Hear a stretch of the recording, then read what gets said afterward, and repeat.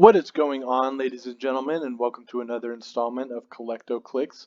In the last couple videos, I've talked about several ways to get around Apocalypse and Genesis and any other annoying, hard to kill pieces.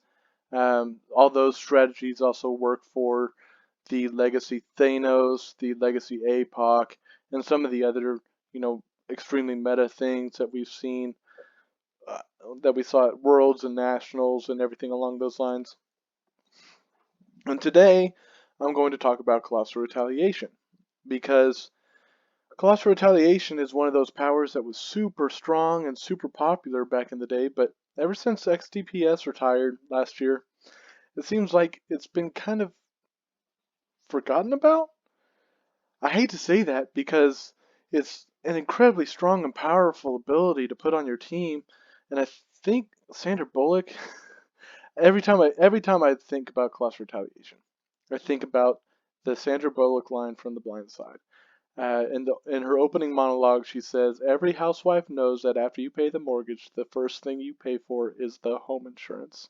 And that's how I feel every time I put a Colossal Retaliator on my team. It is the insurance, for the rest of your team. If someone attacks you, a Colossal Retaliator is just right there, ready to get in your opponent's face if you don't have a decent way to get to respond.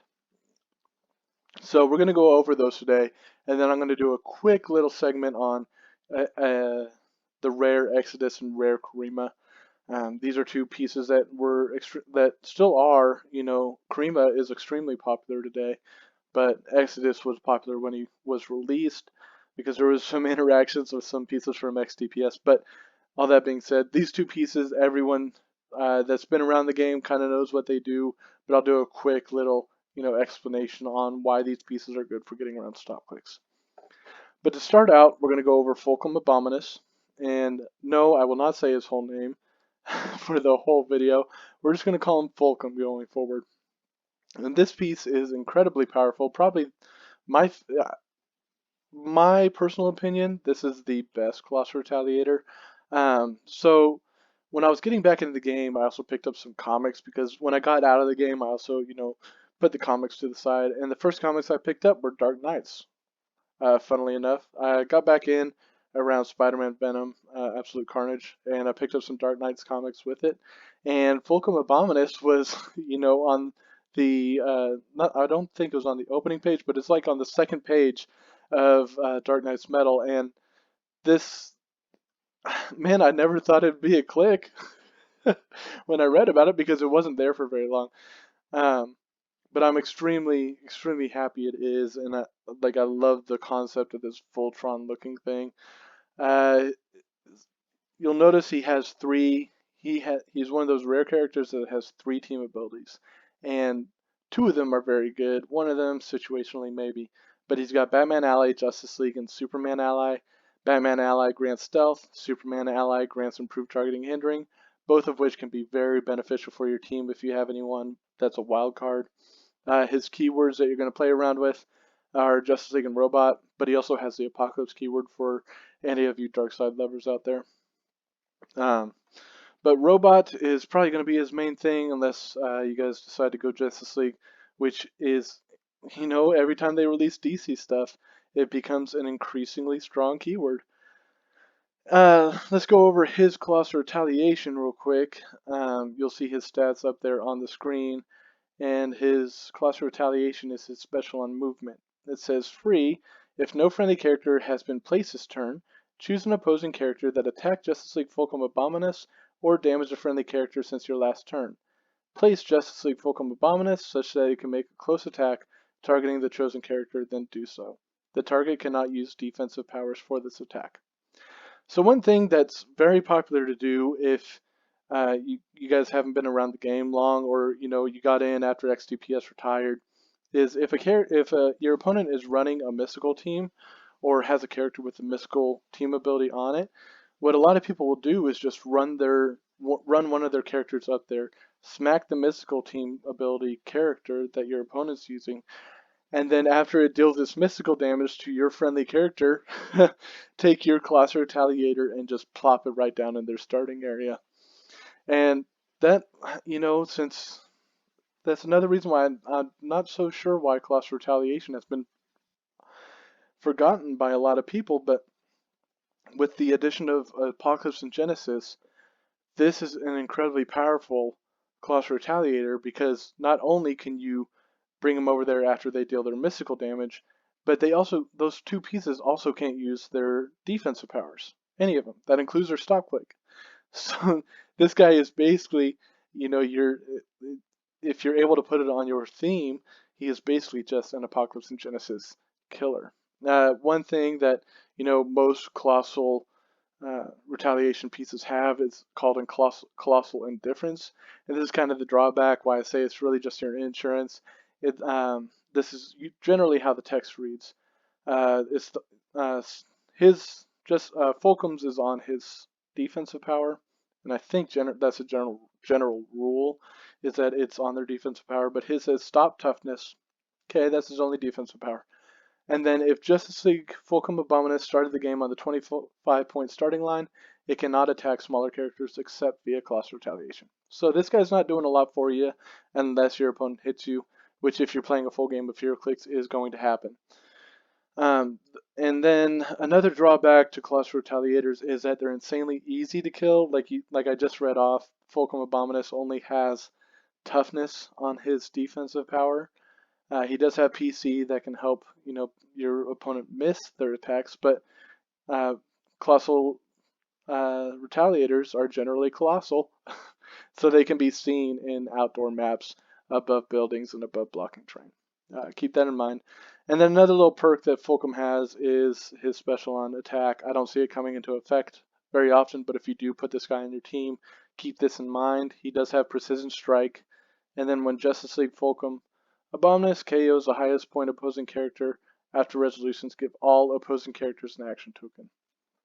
I don't see this coming into effect very often because most teams, when their highest point character is more than 3 clicks long, so unless you've dealt damage to them some other way, Folkum's not killing that character. But if he does, you'll be able to, hopefully push out most of your opponent's force.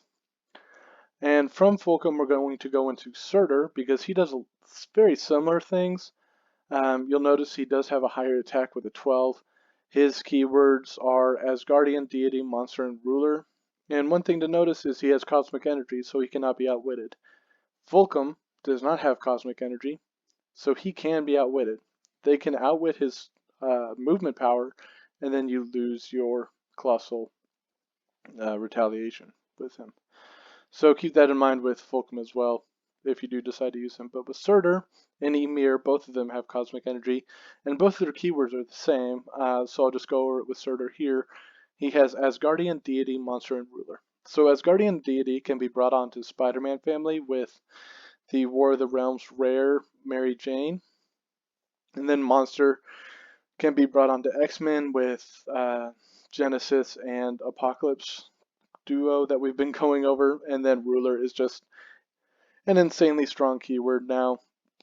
So all good keywords to play around with. His special on movement is basically his Colossal retaliation, but it's not really a Colossal retaliation. We'll go over it. It says free if no characters have been placed this turn, place Surtur adjacent to an opposing character that attacked a friendly character since your last turn.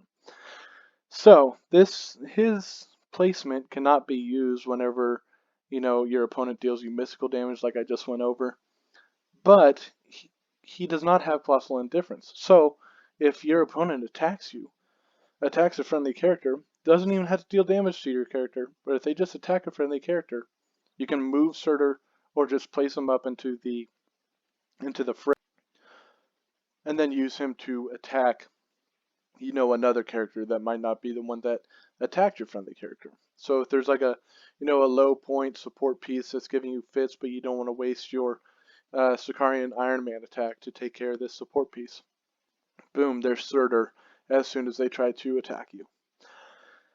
Again, he just has toughness on his defense, so like I said before, Colossal Retaliators are generally easy to kill, but they're just your insurance.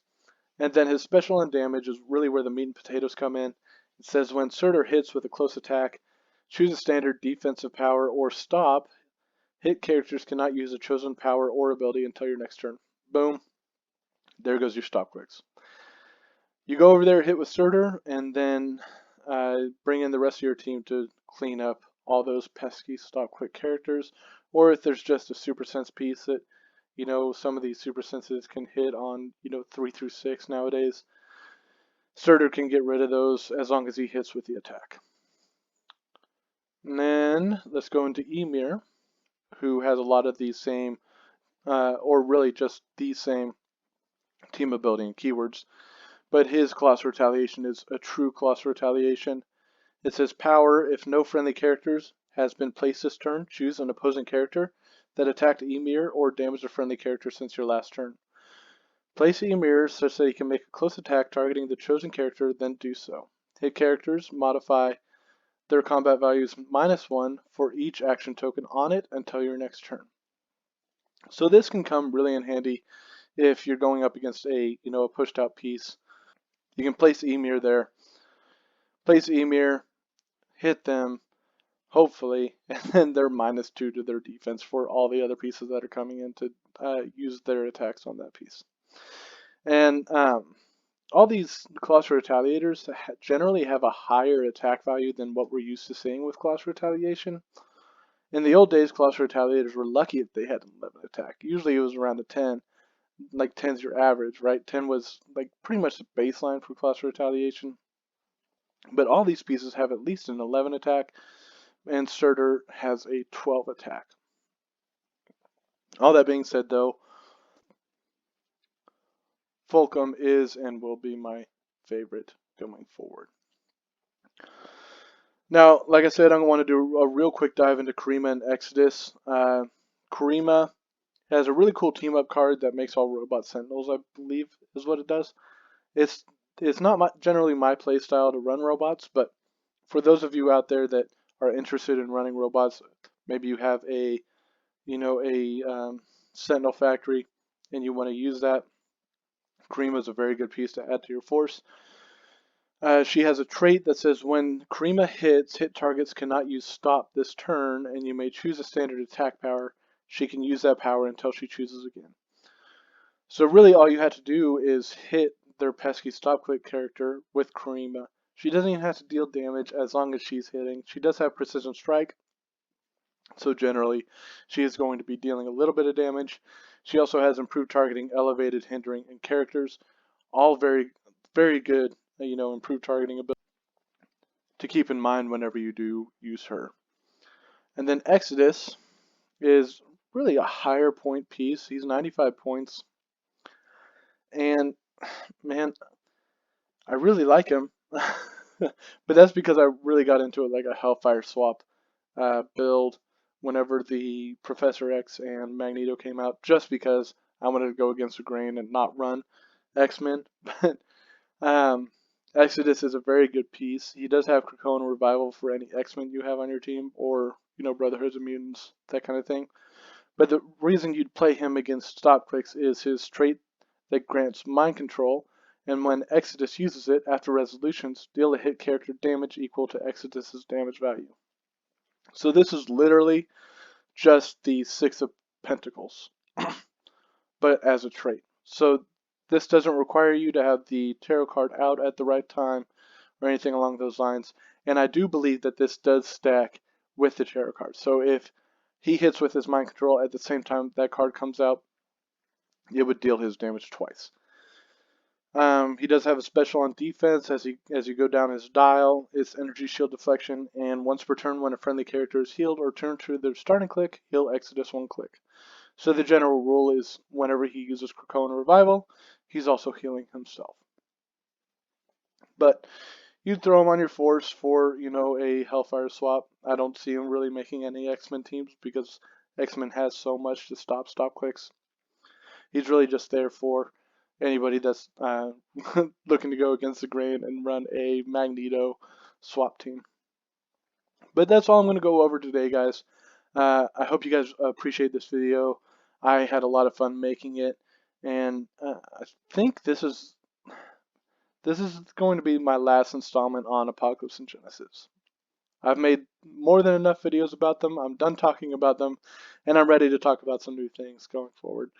But if you guys have any suggestions on what you guys want want me to talk about in the videos following this one, please leave those suggestions in the comments below. I'd love to hear from you guys, and I hope you guys have a great weekend and a great rest of the week. Peace.